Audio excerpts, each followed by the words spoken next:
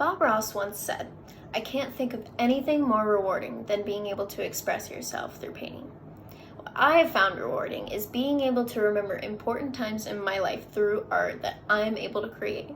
So I actually began painting landscapes last year, and I really enjoy being able to visibly see the result of all my time and work. But recently, my muse has been important locations that I've actually had fond memories of.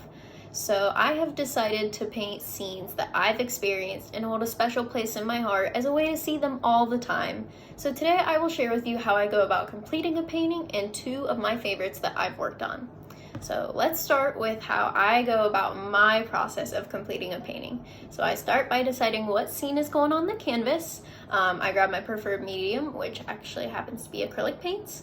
And using about usually 4 or 5 different colors, I block out areas such as the sky, the trees, which gives me a really good blueprint of how I'm going to go about doing the details. And the details are my favorite but most time-consuming part. I usually begin from the background and work my way forward. I found that trees are honestly my favorite because they all seemingly seem to blend together.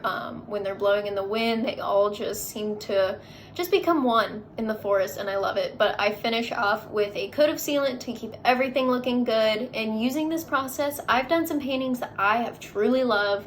And here are two of my favorites. So the first is this one. It is actually where my fiance proposed to me. We were on vacation. We were visiting the Smoky Mountains, and it is the first one I actually completed. It now hangs in our living room, which is a really fun memory for us to both remember, and I'm really proud of it. The second one is actually going to be this one here. Is the pond on our family farm. It was actually gonna be a gift, but I already blew the surprise.